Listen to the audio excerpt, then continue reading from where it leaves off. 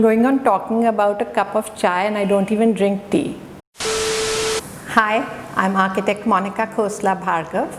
I run an architecture and interior design practice by the name of Kham Consultants. Let's start today's gup with a cup of tea. This earthen pot in India is called kulhad, bhad or shikora, and it's commonly used for serving tea.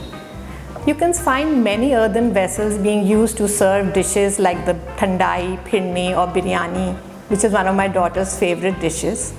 Now compared to the small plastic cups, this is considered eco-friendly, right? You're correct. This is eco-friendly, but it's not sustainable. Today we are exploring this difference. I often visit this village in Bengal where the potters make these. Now Bengal, it's really famous for its fish, but the state also has the best alluvial soil in the country. Alluvium is the soil which is deposited by the river, and in the case of the Bengal Delta, the river is the Ganga. And this soil is really good for agriculture. There are many small canals and ponds in this area, and the silt from the sides or the base is molded, baked in a kiln, sometimes even painted with industrial paint to create these pots. And yes, when we discard these pots, we return them to the planet, but the quality of soil used to make it changes from the most fertile to the completely infertile. How is it sustainable to use the best quality agricultural soil for a cup of chai, which we never reuse and which returns back to the earth as discarded waste? So what are the options? In my opinion, we should look at alternatives which are reusable or are manufactured using agricultural products, byproducts or waste. Compressed supari betel nut utensils, sal leaf utensils, coconut and even paper, according to me, are better options. You're probably wondering why an architect is going on and on about a cup of chai. Because the same concept applies to bricks. Bricks of the best quality with the classic red color are also made in this area. They use the same silt that goes into the making of the kulhad.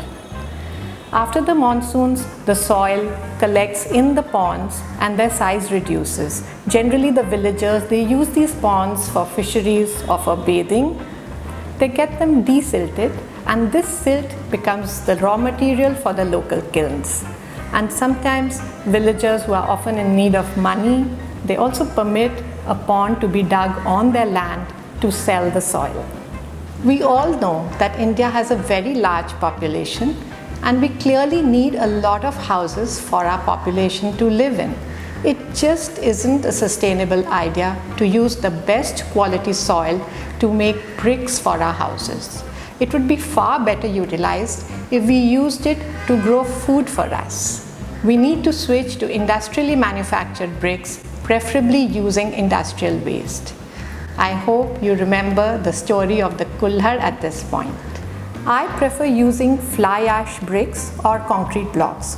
Another option that needs to be explored in this category is our products made with agricultural waste. Frankly, I have to credit this student, Monica Shekhar Gupta, for this.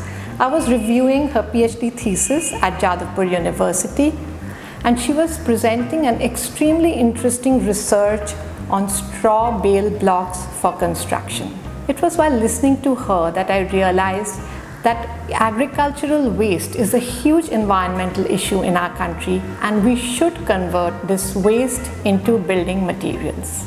And if you're still with me, let's take this one step further. Let's expand this concept to land. The next time you're out with your developer and selecting plots of land, be sure to check the soil quality. It will be mentioned in the land deeds or the porchas. We need to avoid building on fertile land and attempt more to build on barren land. Very often, the best agricultural land gets gobbled up for industrial or urban development purpose. And once you pour concrete on a land, you can never restore it to the first grade level that it was previously. Land needs to be understood as a resource, a limited, precious resource, and not merely as a commodity or as an investment which can be traded and encashed. So the next time you pick up your kullar of chai, take a moment and think of what you're giving back to the planet and make your decisions wisely. A few extra seconds in the planning will help us better our planet together, and this small step will go a long way. If this voice of the earth opened a tiny corner in your heart, then don't forget to like this video, leave a comment and subscribe to my channel. Thank you for watching.